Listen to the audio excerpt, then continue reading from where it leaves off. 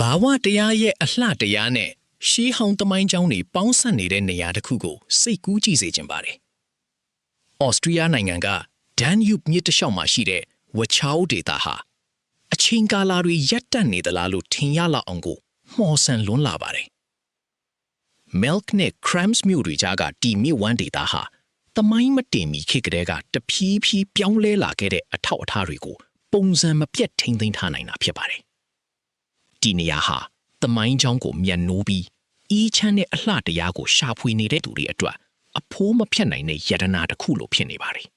။ဒီဒေသရဲ့မြေပြင်မှာမြင်တွေ့နေရတဲ့ဘုံတော်ကြီးကျောင်းတွေရုန်းကန်ခဲ့ရတဲ့ရဲတိုက်ဟောင်းတွေနဲ့စိုက်ပျိုးရေးလုပ်ငန်းတွေနောက်ွယ်မှာဘလို့ထူးခြားတဲ့ဇာတ်ကြောင်းတွေရှိနေမလဲဆိုတာကစိတ်ဝင်စားစရာပဲဖြစ်ပါတယ်။ဒီဒေသရဲ့အလှတရားဟာလွန်ခဲ့တဲ့နှစ်ပေါင်းများစွာကတည်းကစတင်ခဲ့တာဖြစ်ပါတယ်။ကြောက်ခစ်တဲ့ကာလလောက်မှာဒေသခံတွေဟာတောအုပ်တွေကိုစတင်ခုတ်ထွင်ခဲ့ကြပြီးမြဲတကယ်ထူးခြားတဲ့အပြောင်းအလဲကတော့ခရစ်တကရဆေးရဝင်းကြီးမှာစတင်ခဲ့တာပါ။အဲ့ဒီအချိန်ကဘုံတော်ကြီးကျောင်းတွေဟာဒီဒေသရဲ့တောင်ဆောင်တွေမှာစပစ်စိုက်ပျိုးဖို့လေကားထစ်စိုက်ခင်းတွေကိုစတင်ဖန်တီးခဲ့ကြပါတယ်။ဒါဟာဒီကနေ့မိတ်ဆွေတို့မြင်တွေ့နေရတဲ့ဝချောင်းဒေသရဲ့ထူးခြားတဲ့မြေပြင်အလှတရားရဲ့အစာပြိုးခြင်းပဲဖြစ်ပါတယ်။ရာစုနှစ်တွေတစ်ချောင်းမှာယာဒီဥဒုအပြောင်းလဲနဲ့ဈေးခွက်အခြေအနေတွေကြောင့်ဒီစိုက်ခင်းတွေဟာအတက်အကျအမျိုးမျိုးကြုံခဲ့ရပါတယ်။ဒီလိုပြောင်းလဲမှုတွေကြားကနေဒီမြေပြင်ဟာဘယ်လိုပုံစံနဲ့ဒီကနေ့အထိတည်တတ်နေခဲ့တာပါလဲ။ဝါချောက်ဒေသမှာရှိတဲ့မြို့လေတွေရဲ့လမ်းအစီအစဉ်တွေကိုကြည့်ရင်မိတ်ဆွေတို့ဟာအတိတ်ကာလစီကိုပြန်ရောက်သွားသလိုခန်းစားရမှာပါ။ဒီမြို့တွေရဲ့အခြေခံပုံစံတွေဟာ17ရာစုနဲ့12ရာစုလောက်ကတည်းကစတင်ခဲ့တာဖြစ်ပါတယ်။ထူးခြားတာကအဲ့ဒီခေတ်ကလမ်းဒီဇိုင်းတွေနဲ့အိမ်တွေရဲ့တည်နေရာတွေဟာအခုထက်ထိမပြောင်းလဲပဲတည်ရှိနေတာပဲဖြစ်ပါတယ်။အလဲခေတ်နောက်ပိုင်းကတည်းကရှိနေခဲ့တဲ့ဒီလမ်းတွေကြားမှာလမ်းလျှောက်ရင်းရှေးဟောင်းဘီတုကာလက်ရာတွေကိုခန်းစားနိုင်မှာပါ။နို့တွေရဲ့အစွန်အဖျားမှာတော့1950ပြည်နှစ်နောက်ပိုင်းတိစောက်ထားတဲ့လူနေအိမ်အချို့ရှိပြီးမြဲမျိုးလေခေါင်းရဲ့မူလလက်ရာတွေကိုတော့အကောင်းဆုံးထိမ့်သိမ်းထားတာတွေ့ရပါတယ်။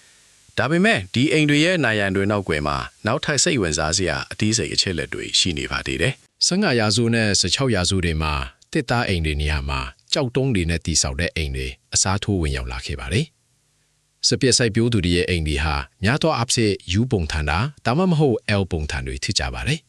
။အိမ်တွေရဲ့မျက်နှာစာမှာလွှတ်ပတဲ့နေရန်စီးရေးပန်းချီတွေရုပ်တူလေးတွေနဲ့ထူးခြားတဲ့အလှဆင်လက်ရာတွေကိုတွေ့နိုင်ပါလေ။အထူးသဖြင့်ဒီဒေတာရဲ့အိမ်တွေမှာတွေ့ရလိရှိတဲ့အလွန်မြင့်မာပြီးခိုင်ခန့်တဲ့အမိုးပုံစံတွေဟာ